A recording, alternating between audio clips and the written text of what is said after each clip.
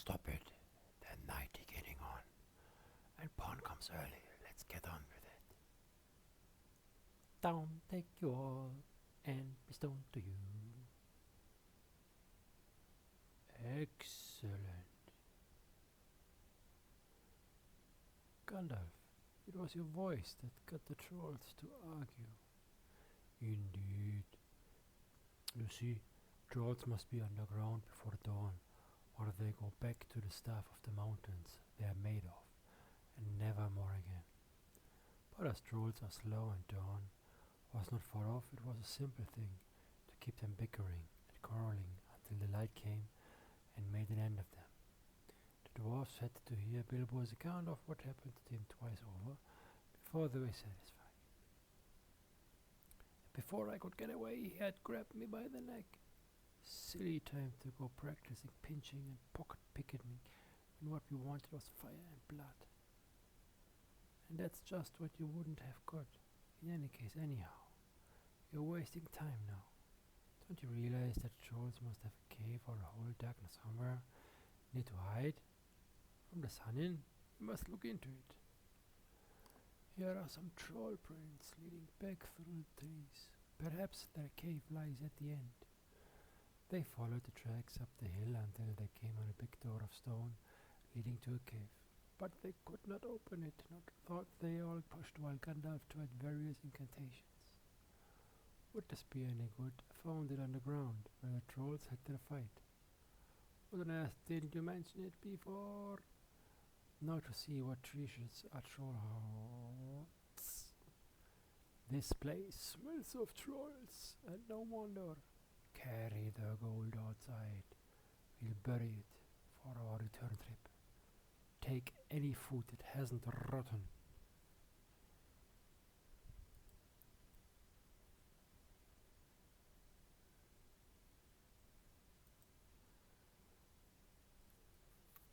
These look like good blades. They were not made by any troll, nor any smith along man in these parts and days.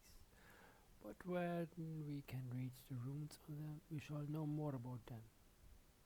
Where did you go to, Gandalf, if I may ask? I went to spy out our route when I met a couple of friends of mine from Rivendell.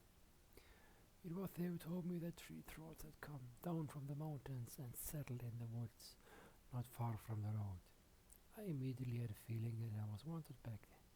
Please be more careful next time, or we shall never get anywhere. Thank you. They did not sing or tell stories that day, nor the next day, nor the day after.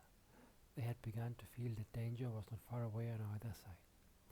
Is that the mountain? Of course not.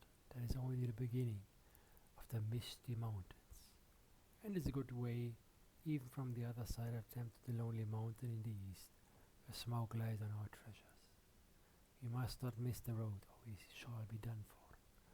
Hidden somewhere ahead of us is the fair valley of Rivendell, where Elrond lives, in the last homely house.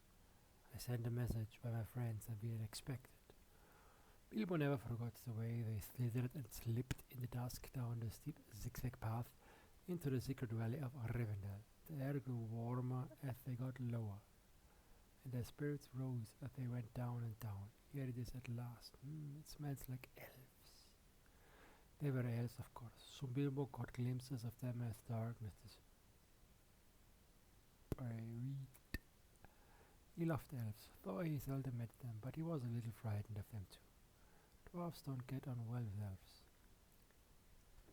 Even decent enough dwarves like Thorin and his friends think them foolish, which is a very foolish thing to think.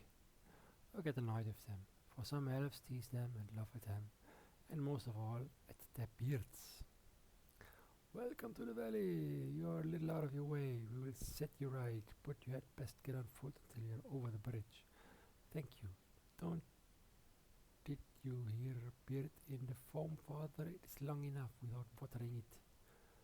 Hush, hush. Good people and good night valleys have ears, and some elves have over-merry tongues. Good night.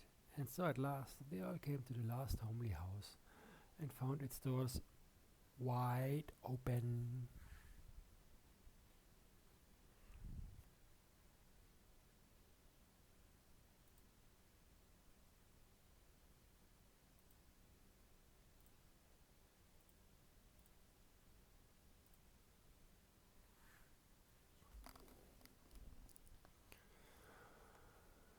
Now it is a strange thing, but things that are good to have and days that are good to spend are some told about and not much to listen to, while things that are uncomfortable, irritating, and even gruesome may make a good tale and take a desire of telling anyway. Elrond, the master of the house, was an elf friend. In those days of our tale, there were still some people who had both elves and heroes of the northern for ancestors, and Elrond was their chief. He comes into many tales, but his part in the story of Bilbo's great adventure is only a small one, for important as he will see it, we ever get to the end of it. They stayed long in that good house, 14 days at least, and they found it hard to leave. Bilbo would gladly have stopped there for ever and ever, even supposing Swish would have taken him right back to the hobbit hole without trouble. So the time came to Midsummer Eve, and they were to go on again with the early sun on Midsummer morning.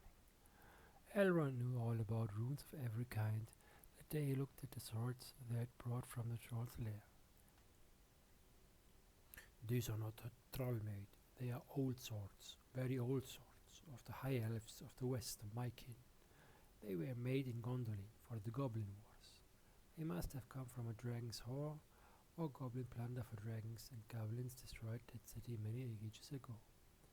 This Thorin, the runes name Orcrist, the goblin cleaver, in the ancient tongue of Gondolin. It was a famous blade. This Gandalf was Glamdring, foe hammers that the king of Gondolin once wore. Keep them well. I will keep the sword in honor, may it soon cleave goblins once again. A wish that is likely to be granted soon enough in the mountains, but show me now your map. What is this? There are moon letters here, beside the plain runes which say 5 feet high the door and 3 may walk abreast. What are moon letters?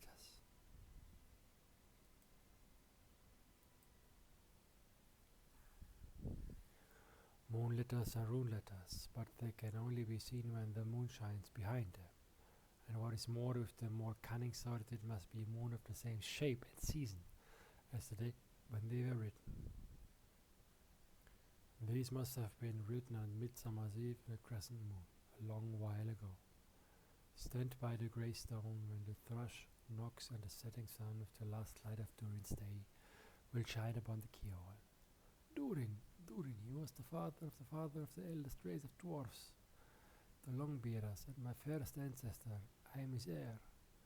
Then what is Durin's Day? We still call it Durin's Day of the last moon of autumn. The sun are in the sky together, but I fear it passes our skill in these days to guess when just such time will come again. That remains to be seen. The next morning was a midsummer's morning, as fair and fresh as could be dreamed. Blue sky and never a cloud, the sun dancing on the water. Now they rode away amid songs of farewell and good speed, with their hearts ready for more adventure, and with knowledge of the road they must follow over the misty mountains to the land beyond. There were many paths that led up into those mountains, and many passes over them, but most of the paths were chats and deceptions, that led nowhere or to bad ends, and most of the passes were infested by evil things and dreadful dangers. The dwarfs and the hobbit, helped by the wise advice of Elrond and the knowledge and memory of Gandalf, took the right road to the right path. Long days after they had climbed out at the valley and left the last homely house miles behind, they were still going up and up and up. You seemed down in spirits, Bilbo. Far, far away in the west, Bilbo knew there lay his own country of safe and uncomfortable things and his little hobbit hole, but it was getting bitter cold up here, and the wind came shrill among the rocks. The summer is getting on down below, and haymaking is going on, and picnics. There will be harvesting and blackberryings before we even begin to go down the other side. At this rate,